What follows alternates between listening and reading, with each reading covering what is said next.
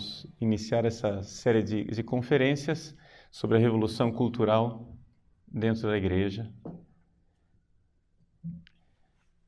Bom, como é que nós poderíamos descrever esta série de palestras que vocês irão assistir? Nós poderíamos dar a elas o nome de revolução cultural dentro da igreja. Mas, para que você identifique de forma mais clara do que é que se trata, talvez seja interessante nós olharmos para tudo o que eu irei dizer nestes dias como sendo um estudo sistemático das raízes da teologia da libertação e da sua atuação dentro da Igreja Católica. Então, assim, porque quando nós falamos em revolução cultural, parece uma coisa um pouco distante do nosso mundo, da nossa realidade eclesial. Quando nós falamos de teologia da libertação, já soa um pouco mais familiar, um pouco mais do nosso dia a dia. E, como reflexão teológica, né, nós gostaríamos realmente de ver o que é que está acontecendo com a teologia, ou seja, olhar para a revolução dentro da igreja é olhar de que forma o pensamento revolucionário está influenciando a nossa forma de pensar a teologia, pensar Deus, pensar a igreja, pensar o sacerdócio e realmente estruturar nossa vida eclesial. Não é? Então, um pouco é esse panorama. E é claro, para nós chegarmos lá na teologia, nós vamos ter que partir sempre da filosofia. Então, essas primeiras palestras vão ser mais filosóficas do que teológicas. Mas nós iremos chegar na teologia. Mas é necessário saber as raízes, né, do movimento revolucionário cultural que está plenamente, nós iremos ver, plenamente instalado na igreja. As pessoas, quando a gente fala de teologia da libertação, as pessoas ficam um pouco assustadas e dizem assim, mas isto ainda existe? Não é? Não se fala mais de teologia da libertação. Se vocês notarem, de uma forma geral, essa palavra teologia da libertação não aparece mais no dia a dia. Mas é que, de fato, a água realmente não é vista pelo peixe. Ou seja, nós já estamos em uma tal situação de hegemonia cultural. Ou seja, em que todo o pensamento da sociedade e da igreja está tão perpassado, tão eivado de revolução, que nós já não notamos mais o que seja revolução. Vejam, em 1989,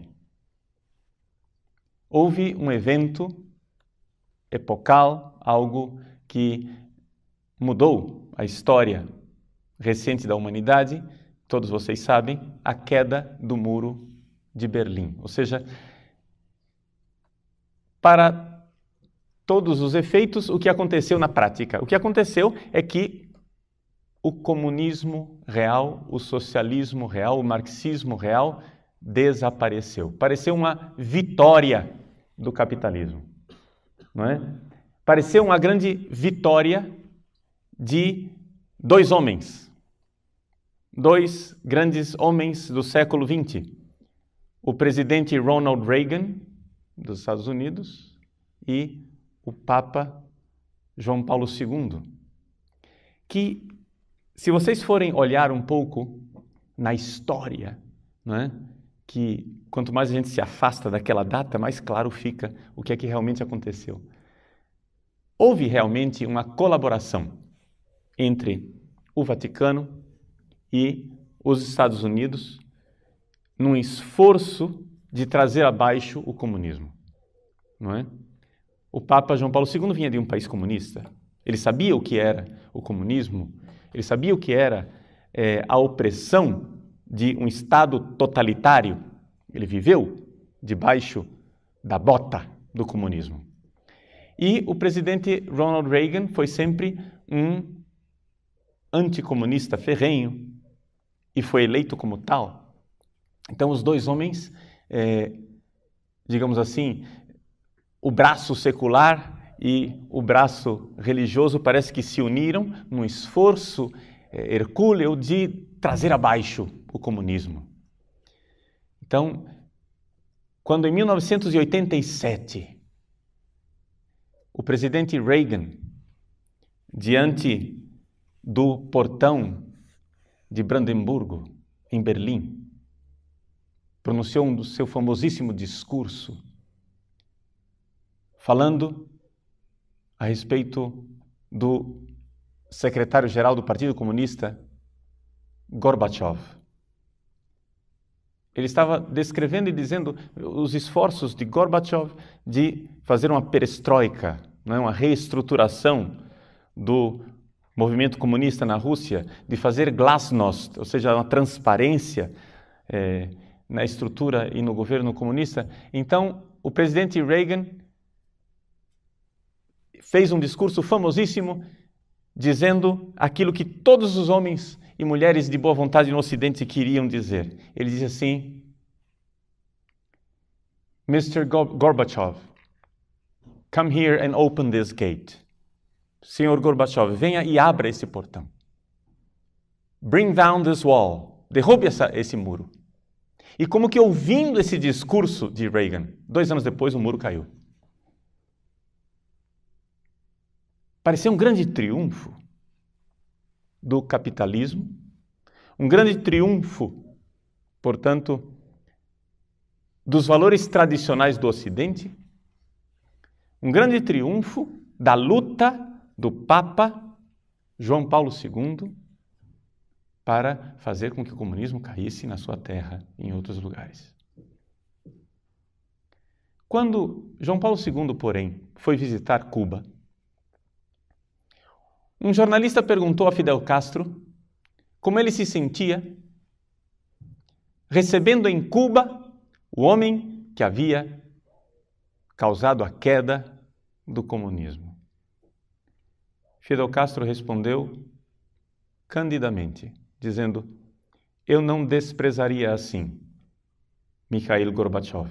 Ou seja, quem derrubou o comunismo não foi Reagan, não foi o Papa João Paulo II. Quem derrubou o comunismo foi o próprio comunismo. E hoje, cada vez mais, isso se torna claro e evidente que a coisa foi de caso pensado. Existem expressões, existem manifestações do próprio Gorbachev anteriores à queda do Muro de Berlim, em que ele já dizia, e os próprios comunistas já previam, que seria necessário promover uma aparente morte do comunismo para que o espírito e o ideal comunista se alastrasse no Ocidente. Ou seja, os próprios comunistas compreendiam que havia uma espécie de queda de braço e que se as coisas continuassem daquela forma, o comunismo iria perder. Ou seja, havia uma guerra armamentista. Os Estados Unidos estavam vencendo a corrida armamentista, ou seja, os Estados Unidos tinham armas muito mais potentes, tecnologicamente mais desenvolvidas e estavam numa situação muito melhor do que a União Soviética. Os Estados Unidos, dentro da Guerra Fria, estava vencendo a Guerra Fria. Estava vencendo a batalha militar. Mas os comunistas não estavam mais fixados numa batalha militar. Já há décadas que os comunistas já haviam percebido que o caminho não era o caminho militar, o caminho era o caminho cultural. Como é que surgiu isso? Como é que se deu esta passagem, esse triunfo de uma linha que originalmente parecia heterodoxa do comunismo? Ou seja, só para aqueles que não não estão habituados, né, com a história recente do século XX, o que é que nós tínhamos? Vamos voltar, né, um pouco para o século XIX. Vamos começar, né, para que vocês saibam as raízes distantes, e aí vamos trazendo essa ideia para você acompanhar um pouco da história. Todo mundo já ouviu falar de Karl Marx.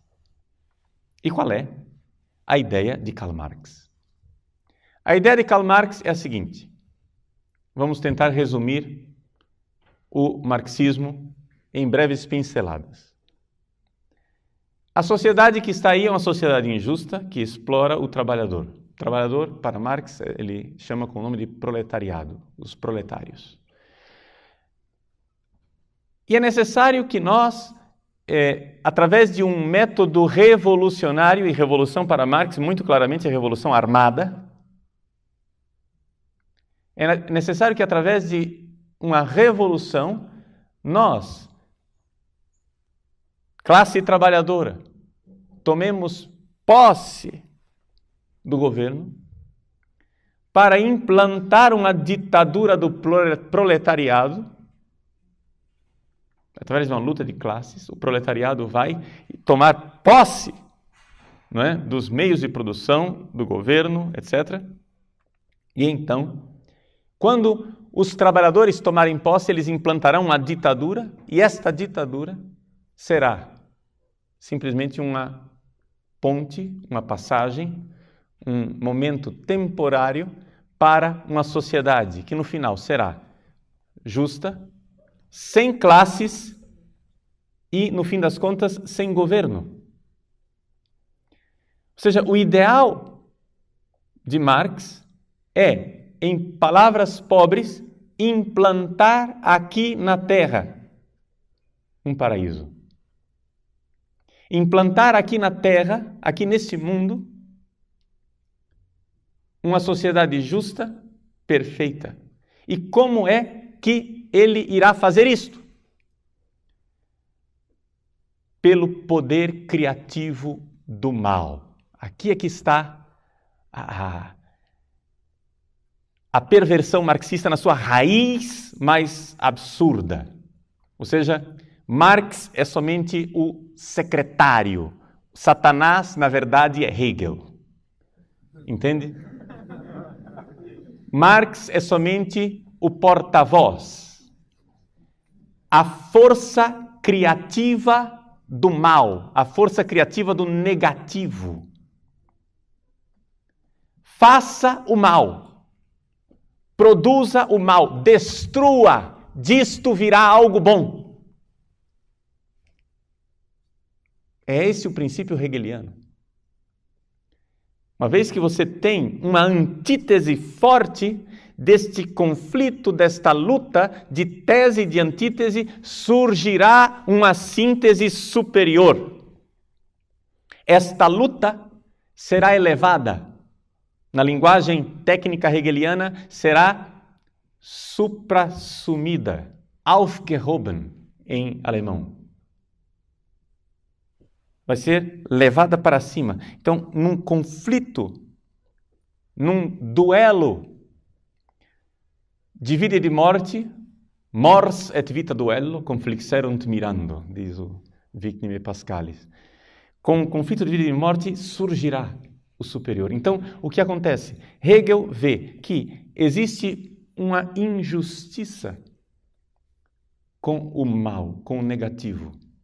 Que o negativo foi demonizado, foi exorcizado de nossas vidas. E, na verdade, quando você exorciza e retira o negativo da vida das pessoas, o que é que você está criando? Você está criando um imobilismo, uma falta de vitalidade. Então, Hegel traz para dentro da filosofia aquilo que já era enxergado, já era visto pela arte, pelo romance, pelos satanistas.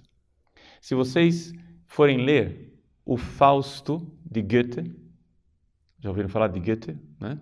Fausto, a peça de teatro. Numa das cenas, iniciais, Mefistófeles, o demônio, aparece para Fausto e se identifica. Ele quer saber quem é você, o demônio, Satanás. E ele diz: eu sou aquela força do mal que sempre produz vida. Compreende isso? O mal produz vida. Pelo menos é isso que o mal diz de si. Não estou dizendo que isso seja verdade. Estou dizendo que essa é a propaganda que ele faz de si. Ou seja, existe criatividade no mal, existe vitalidade no mal. Você dê asa à maldade e vai acontecer algo de bom. Hegel coloca isso na filosofia, na sua dialética. Marx leva isto à prática, à praxis. Marx passa da teoria hegeliana para a praxis.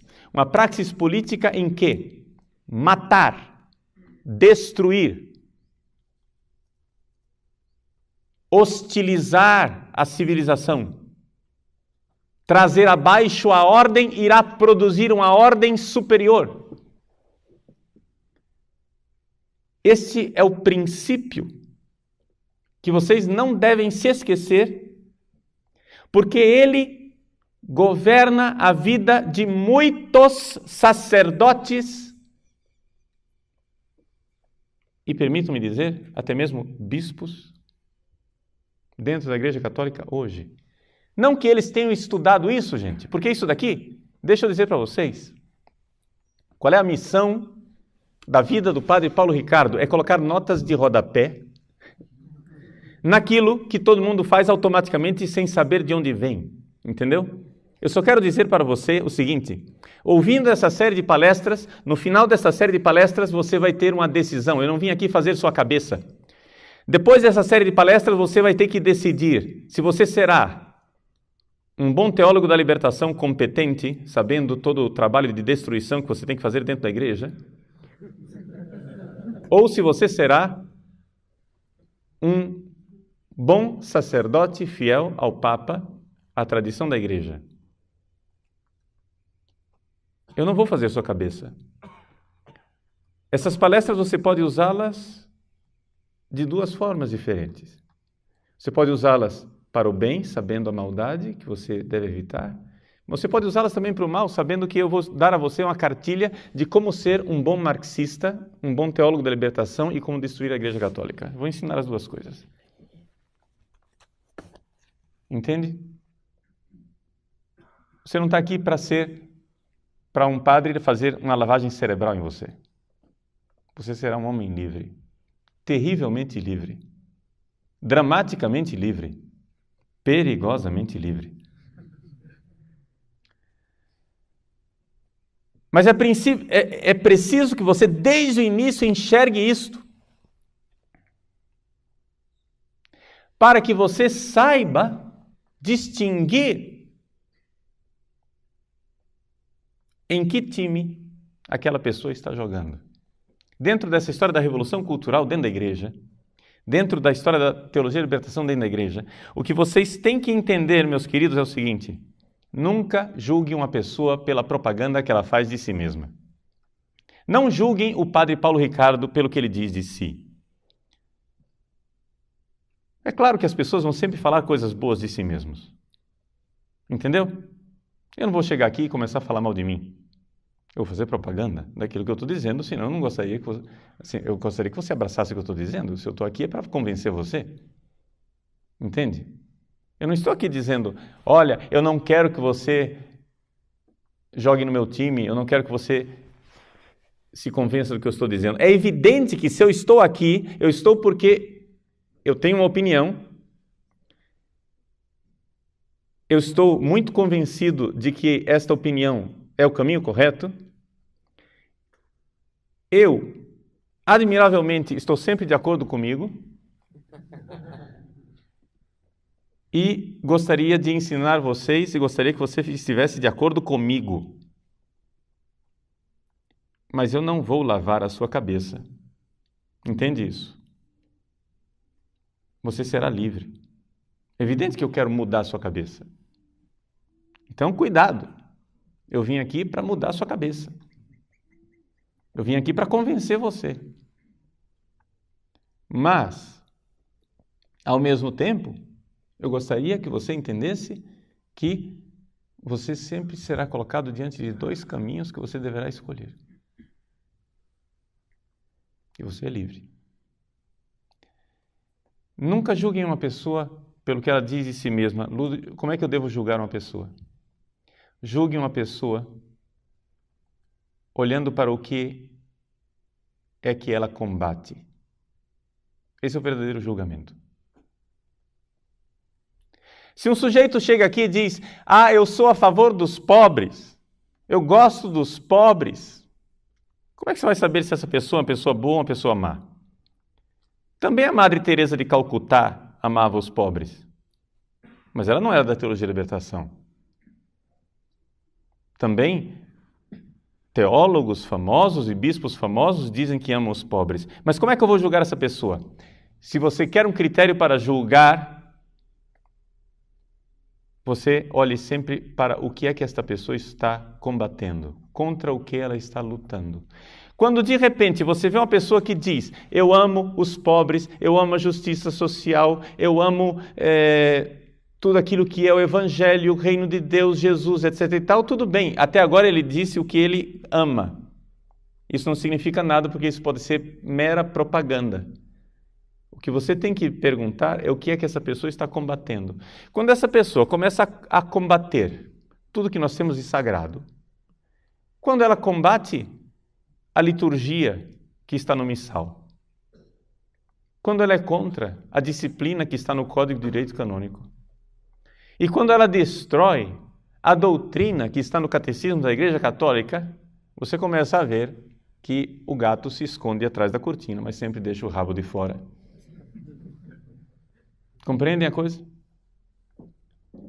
Porque como é que pode ser uma pessoa tão boa, que ama as coisas de Jesus, mas quando na sua diocese ou na sua paróquia fazem uma missa de zumbi, trazendo a mãe de santo para o altar, oferecendo pipoca, charuto e pinga, fazendo danças de candomblé na frente do altar. E essa pessoa não combate isso, muito pelo contrário. Você chega e diz: escuta, pelo amor de Deus, vamos acabar com isso. Olha que escândalo, escândalo, essa missa profanou a Eucaristia, isso foi uma profanação da Eucaristia. Diz: não, nós temos que ser tolerantes, é a diversidade cultural, nós temos que ter inculturação. E aí, tão logo, um padrezinho jovem, de batina preta, decide, muito singelamente, celebrar uma missa de Pio V para um grupelho de fiéis, 5, 6 fiéis, nada mais do que isso. Esta pessoa desaba contra este pobre sacerdote, como se ele estivesse cometendo um crime de lesa majestade, e como se estivesse fazendo a maior profanação eucarística da história da igreja, ameaçando suspensão, transferência e todo tipo de punição, porque o sujeito cometeu o crime de querer celebrar a missa que a igreja celebrou durante 5 séculos e que santificou tantos homens. Vejam, para dizer bem claro para vocês, eu não acho que celebrar a missa de Pio V seja a solução dos nossos problemas eclesiais. Entende? Eu, como todos vocês, celebro diariamente a missa de Paulo VI, muito tranquilamente. Mas só exemplificando como é possível que um sujeito que diz que ama a Deus, que serve a igreja, desata toda a fúria infernal contra uma coisa santa como é a missa de Pio V, mas permanece como impávido colosso diante de uma profanação como é uma missa de zumbi.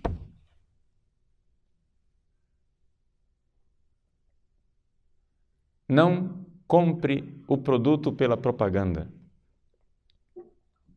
Leia a bula. Veja os efeitos colaterais. Compreendem? Você tem que saber em que ideologia você está entrando. E exatamente aqui é que eu preciso ensinar a vocês a serem bons marxistas para rejeitar o marxismo ou para abraçá-lo. Entende? O marxista sabe muito bem que o que é propaganda e o que é o verdadeiro intento. O bom marxista sabe que ele está dentro da igreja e ele precisa fazer uma cortina de fumaça de propaganda e dizer o quanto ele ama a tradição da igreja, mas a verdadeira tradição. Não esta tradição engessada, tridentina, encarquilhada, sem vitalidade. Ele ama os pobres, ele ama os santos, mas os santos comprometidos. Ele gosta da liturgia, mas uma liturgia enculturada que fale ao povo. Veja, tudo isso são frases que você ouvindo assim, você não tem nada para dizer contra elas. O que você vai dizer de uma frase dessa? O que você vai objetar a um sujeito que diz que ama os pobres? Você vai dizer, pois bem, meu senhor, sim senhor, é isso mesmo, vai aplaudir. Mas o que você tem que entender é que o princípio de ação marxista é o princípio do trabalho do negativo. É o princípio do trabalho do destruidor. É o princípio do trabalho daquilo que põe abaixo. E o que é que eles querem pôr abaixo? Muito bem. O Papa Bento XVI recentemente esteve no seu país, na Alemanha. E ele esteve no Congresso Nacional, no Bundestag, e dirigiu uma palestra aos congressistas, aos parlamentares do seu país. Aliás, palestra na qual ele foi efusivamente, longamente aplaudido. Você pode ver o vídeo, está à disposição no site do Vaticano, dia 22 de setembro, a viagem apostólica à Alemanha.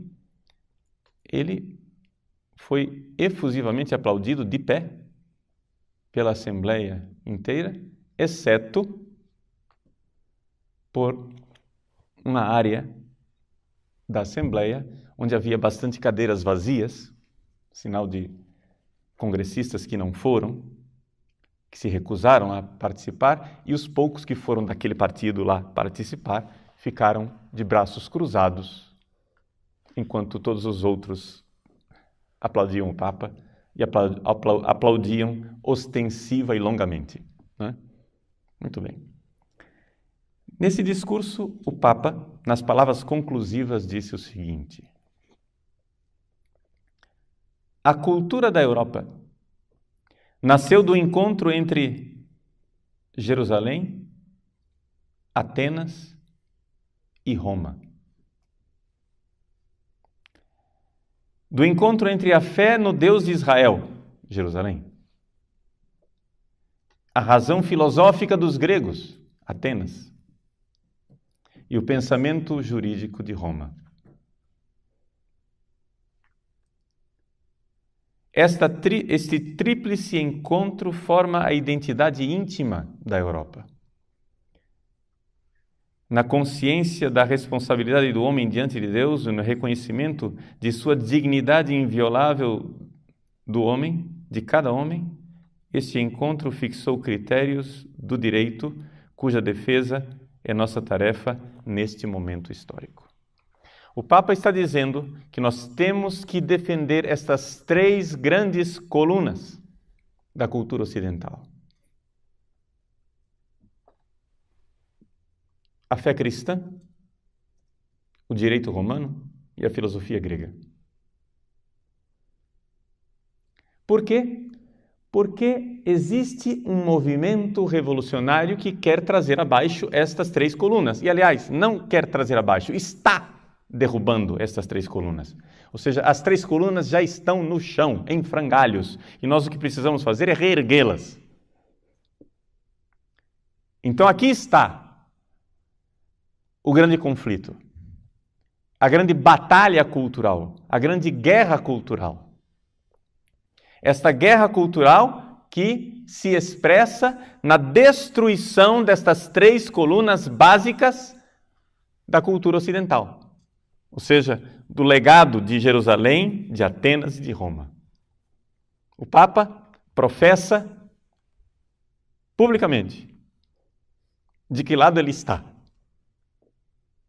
Nós iremos nesses dias estudar quem é o outro lado. Ou seja, quem são as pessoas que, ao contrário do Papa, que quer preservar a herança cultural de Jerusalém, de Atenas e de Roma, quem são as pessoas que querem destruir e por que querem destruir? Porque é importante isso, meus senhores. Vocês têm que saber por que é que vocês apanham, entende? Por que é que você, quando ingenuamente, assim, com toda simplicidade e candura, celebra a sua missa usando sua casula, incenso, com os coroinhas e batinhos sobre pelis, por que é que você será hostilizado como se você fosse Satanás em pessoa? Por que tanto ódio?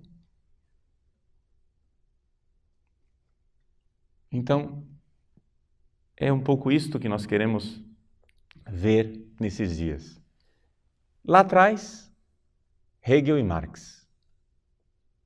Hegel e Marx nos colocam diante desta realidade do trabalho do negativo, do trabalho da destruição.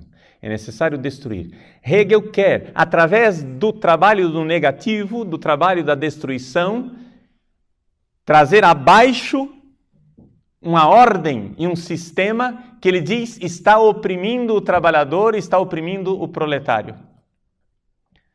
Porém, Marx, como profeta, foi um profeta pela metade. Por quê? Porque ele profetizava o futuro de uma sociedade justa, sem classes, aliás, sem governo, perfeita, o paraíso aqui na Terra. Só que ele previa que isto iria acontecer através de uma revolta dos trabalhadores. Nota de rodapé, diga-se de passagem que ele sabia perfeitamente que isso não era verdade.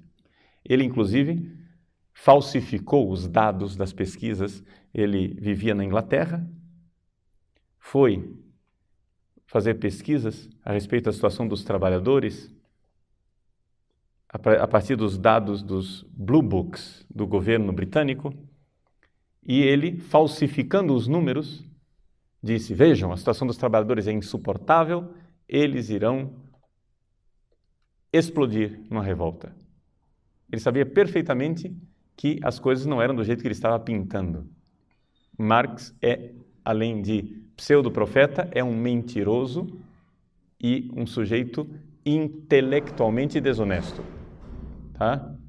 E não há dúvida nenhuma nisso. Agora, ele previa que então os trabalhadores iriam sofrer tanto debaixo da pressão dos capitalistas, dos burgueses, que a panela de pressão iria estourar. E os trabalhadores iriam se unir contra os capitalistas opressores. O manifesto comunista termina assim: trabalhadores do mundo, univos, vereint euch, univos. Os trabalhadores, Marx previa que a pressão contra os proletários seria tão grande que os trabalhadores da França iriam se unir com os trabalhadores da Alemanha, com os trabalhadores da Inglaterra, com os trabalhadores da Itália, e eles iriam se unir contra a classe capitalista e impor a ditadura do proletariado.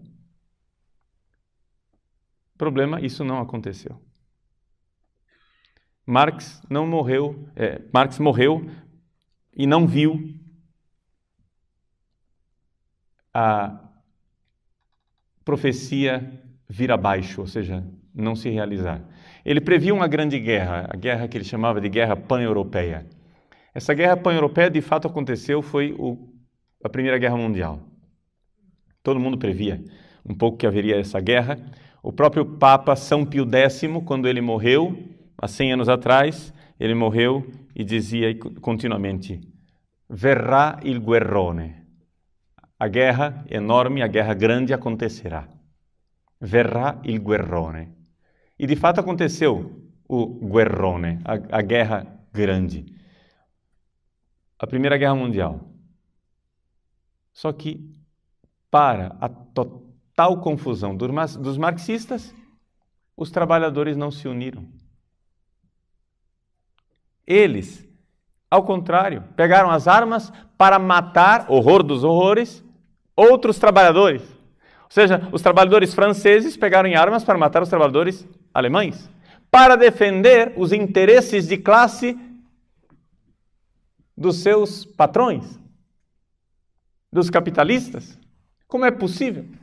Então, depois que terminou a Primeira Guerra Mundial, o marxismo estava em plena crise teórica. Como era possível que os trabalhadores estivessem tão alienados? Como era possível que os trabalhadores, que deveriam ter, conforme a análise de Marx, uma consciência de classe e defender os direitos da sua classe, como era possível que eles agora pegassem armas para matar outros trabalhadores e defender os interesses dos seus patrões? Quem foi que alienou os trabalhadores dessa forma? Essa é a grande pergunta. Um pouco da resposta o próprio Marx já havia identificado. Quando ele diz aquela famosa frase de que a religião é o ópio do povo. Já ouviram essa frase vocês, né? A religião, o ópio do povo, quer dizer o quê? Você está sofrendo. Os métodos anestésicos da época não eram muito eficazes. O ópio foi uma grande descoberta. Então, descobriram o ópio enquanto possibilidade de fazer com que a pessoa fugisse do sofrimento, da dor. E começaram a fugir do sofrimento e da dor existencial, se drogando.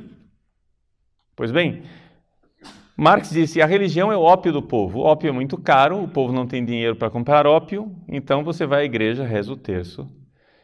Os padres prometem ao povo o paraíso, e então as pessoas irão sonhar com o paraíso. Se você aqui nessa terra está lascado, se você está aqui nessa terra numa situação triste, se você, como trabalhador, é oprimido, vilipendiado e maltratado pela ambição do capital, não tem problema, reze o terço e espere o paraíso no céu. Marx já havia entendido que havia um fator cultural que alienava o povo. Mas isso não havia sido elaborado de forma adequada, teoricamente. E nós tivemos que esperar o início do século XX para ver esta elaboração feita por dois filósofos que, independentes um do outro, conseguiram elaborar isso de alguma forma mais sistemática. Esses dois filósofos são um filósofo húngaro, Georg Lukács, a respeito do qual nós falaremos muito pouco, e um outro filósofo italiano chamado Antonio Gramsci. Esse sim falaremos bem mais, porque a filosofia de Gramsci é realmente aquilo que nós podemos dizer, é a filosofia vencedora. É aquilo que todo mundo hoje em dia acha que é a solução. Claro que Gramsci é aperfeiçoado, porque as coisas não pararam com Gramsci. Mas do que é que nós estamos falando aqui? Nós estamos falando do fato de que quando terminou a Primeira Guerra Mundial, estava estabelecida uma grande crise teórica no marxismo. A crise teórica consistia no seguinte: por que é que os trabalhadores pegaram em armas para defender os benditos dos patrões quando, na teoria marxista, eles estão oprimidos pelos patrões e iriam se revoltar contra o patrão? Por que é que eles não defenderam os seus interesses de classe? Quem os alienou? Ora, Gramsci, na sua filosofia, descobriu que havia 3 pilares, 3 colunas que precisavam vir abaixo. As 3 colunas a respeito das quais o Papa Bento XVI falou no parlamento da Alemanha. A religião cristã e judaica, ou, para aquilo que interessava a Gramsci, a ética judaico-cristã, a filosofia grega e o direito romano. Para Gramsci e para os marxistas, chamados marxistas culturais, essas 3 realidades são uma espécie de poção mágica venenosa que aliena as pessoas e que impede os trabalhadores de lutarem de forma revolucionária. Vejam, só para vocês não perderem o fio da meada, Gramsci, ele era marxista e ele, durante a década de 20, esteve na União Soviética. A União Soviética era um Estado que estava sendo implantado naquele momento. Vocês sabem que os bolcheviques vieram ao poder em outubro de 1917. Na década de 20, Lenin, no início da década de 20, Lenin estava estabelecendo as bases do Estado soviético. Mas Gramsci estava lá na Rússia, na União Soviética, quando então Lenin morreu. Quando Lenin morreu, Stalin tomou as rédeas do partido e começou a fazer um expurgo, uma limpeza geral, e começou a mandar matar todos os dissidentes do Partido Comunista, entre os quais, vocês sabem muito bem, viria a morrer depois o Trotsky, né? Seria morto, ou seja, ninguém matou mais comunista na história da humanidade que os próprios comunistas, tá? Para vocês entenderem isso. Comunista é um sujeito que não aceita muita dissidência. Eles se unem enquanto estão lutando. Quando eles chegam ao poder, começam a eliminar os adversários internos do partido. Então, o que acontece? O Stalin começou a fazer uma limpeza. E o clima de terror que havia na União Soviética era tal que, por exemplo, vocês terem ideia, quando Stalin chegava numa reunião do Comitê Central do Partido, as pessoas começavam a aplaudir e ninguém parava de aplaudir com medo de ser o primeiro a parar de aplaudir. Aqueles aplausos duravam uma eternidade. Para vocês entenderem o clima de terror que havia dentro do próprio Partido Comunista. Esse é o tipo de situação. Todo mundo aplaudindo lá o cara e ninguém parava. Quem vai parar de... Para você primeiro, eu não. Não, porque ele está olhando. Continua aplaudindo, sorria. Mas escuta, ninguém vai desistir? Não, já estou com a mão doendo, não tem problema, continua, sorri. Entende? Por quê? Porque o sujeito era um carniceiro. Mandava matar mesmo. Ele mesmo dizia, não é possível fazer um omelete sem quebrar os ovos.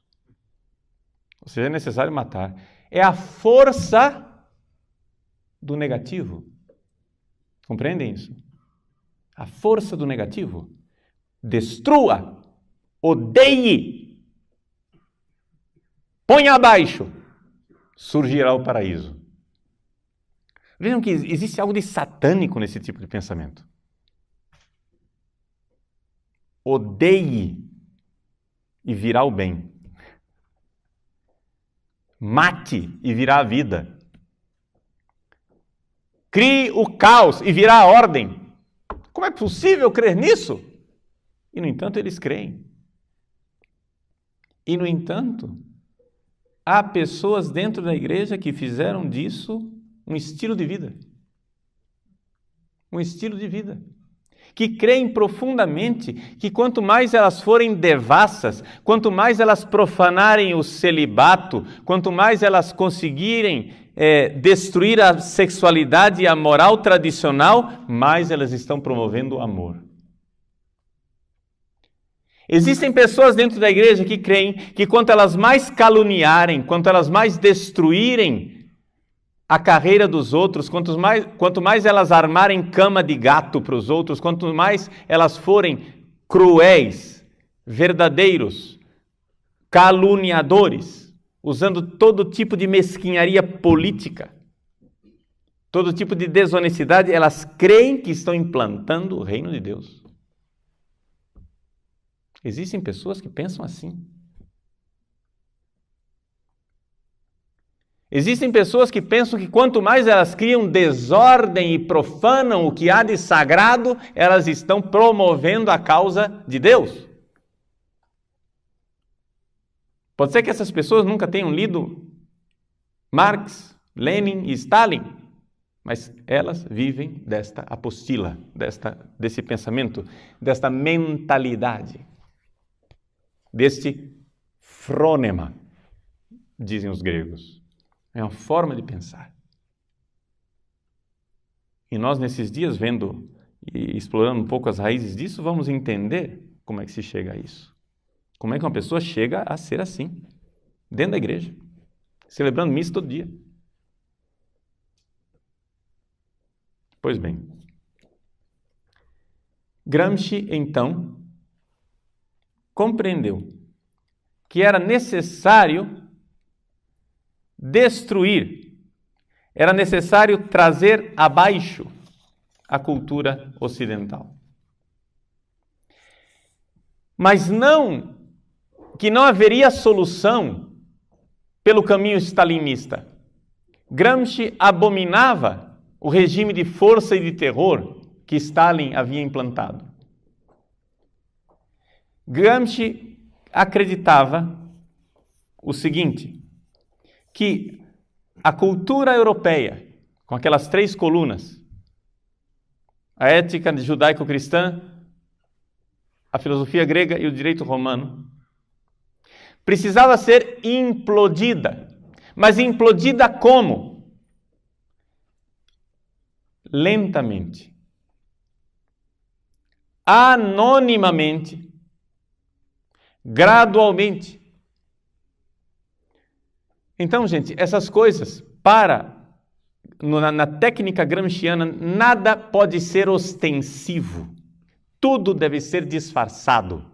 Você deve subministrar o veneno ao paciente e ele deve tomar aquilo todos os dias espontaneamente, achando que é remédio. Compreende? Você deve dourar a pílula. Você tem que apresentar para a pessoa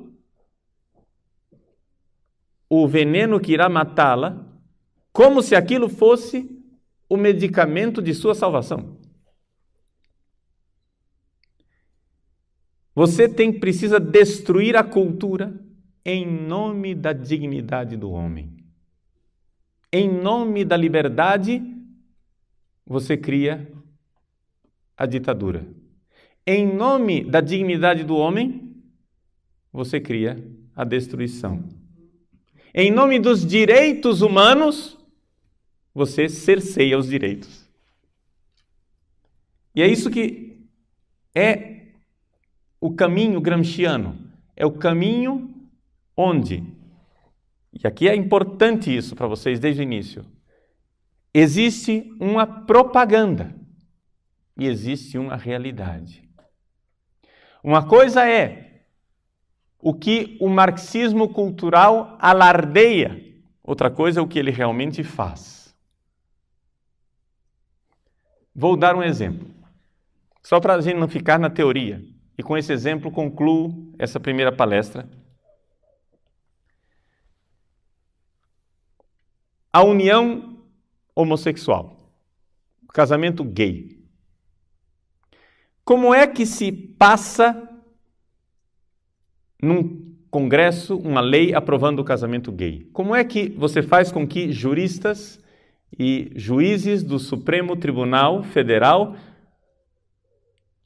assinem uma sentença reconhecendo a união gay como um direito? Como é que você consegue que estes senhores, que teoricamente estudaram, são alfabetizados, né? Pelo menos a gente supõe que um ministro do Supremo Tribunal Federal não seja um analfabeto. É só suposição até que se prove o contrário. Que eles sabem ler a Constituição Federal, ora bolas carambolas, e na Constituição está escrito o que é família, que família é constituída por homem e por mulher. Como é que ele agora pega e rasga a Constituição e interpreta que família pode ser 2 homens? Em nome da dignidade. Nós não podemos oprimir os homossexuais. Eles têm direitos. Você é preconceituoso. Você não tem vergonha? Essas pessoas não têm culpa de serem homossexuais. Você prega o Deus da caridade, da tolerância, do amor, da fraternidade universal e depois quer excluir estes irmãozinhos? Mas que raça de padre você é?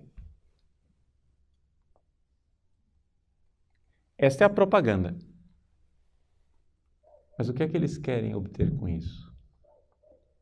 Eles querem obter a destruição da família. Porque para o pensamento marxista, a família é um valor burguês, é uma desgraça que deve ser destruída. Todo marxista odeia que exista uma família. Por quê? Porque a instituição familiar é uma instituição baseada em 2 coisas que precisam ser destruídas. Primeiro, a propriedade privada. Família significa que eu passo os meus bens para os meus herdeiros. Eu vou perpetuando a existência da propriedade privada. Segunda tragédia da família. Família significa uma opressão patriarcal em que o macho é superior à fêmea. O homem é mais do que a mulher. Não há igualdade. E uma terceira coisa para acrescentar, a família, a instituição familiar perpetua a ética sexual burguesa da qual nós precisamos nos livrar. Então, quando você coloca no mesmo nível de dignidade um casal de homossexuais que claramente estão violando a ética burguesa cristã. Quando eu digo ética burguesa, vocês, nota de rodapé, leem moral judaico-cristã, que é a nossa, tá? Ética burguesa, semo nós, tá? É nós no pedaço. Ok? Então, 2 homens juntos estão violando a ética burguesa. 2 homens juntos estão violando o patriarcalismo machista, chauvinista ocidental. 2 homens juntos estão violando a perpetuação da transmissão da propriedade privada, porque, não sei se vocês já notaram, homens não produzem filhos. Não há herdeiros.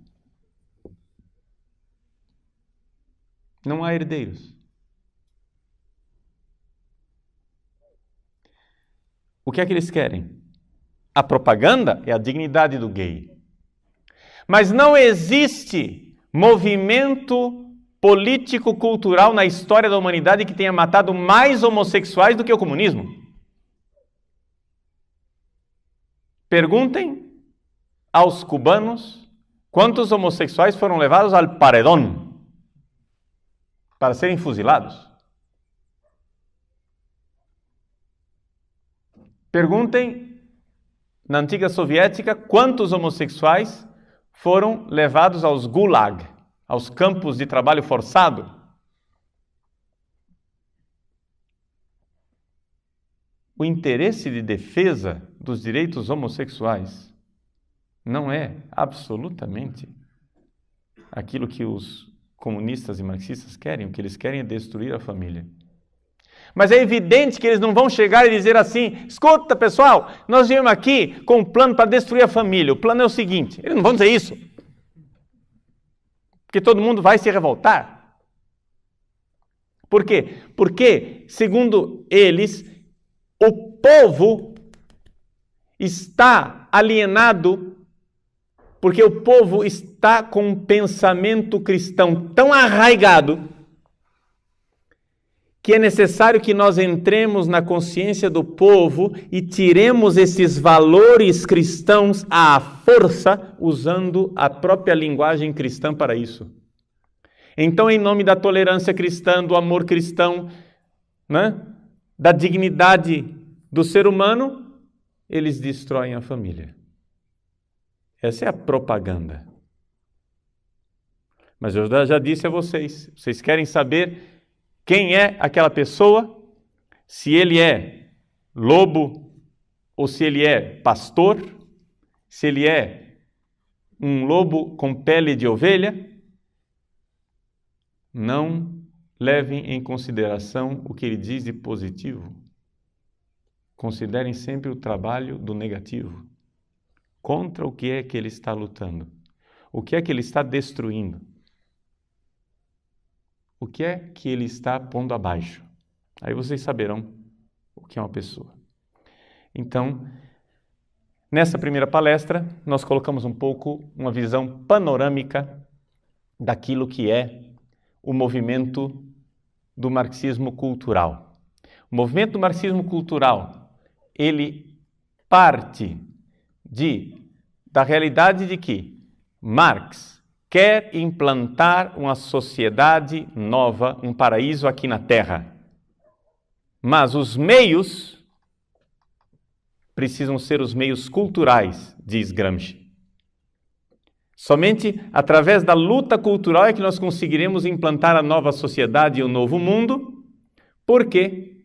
Porque os métodos antigos da Força Armada, os métodos da Revolução Armada de Lenin e de Stalin não deram certo. Porque você não pode pôr um povo na camisa de força quando eles internamente já estão revoltados contra aquilo. Então, mais do que um Big Brother do George Orwell, 1984, não sei se alguém conhece o romance, ou seja, uma autoridade estatal do Big Brother que vai lá e está vigiando as pessoas o tempo inteiro, porque as consciências das pessoas continuam, né, não aceitando aquele novo Estado, aquela nova ordem. Mais do que um 1984 de George Orwell, o que Gramsci propõe é um admirável mundo novo de Huxley. Ou seja, as pessoas mudam por dentro. As pessoas precisam mudar internamente, aí teremos a nova sociedade. Aí teremos um novo mundo. É necessário, então, atenção, aculturar as pessoas. Mudar a cultura delas. Então, muito cuidado quando vocês ouvirem falar de enculturação. Inculturação, na verdade, é mais aculturação do que enculturação. Mas nós teremos tempo para falar isso mais tarde.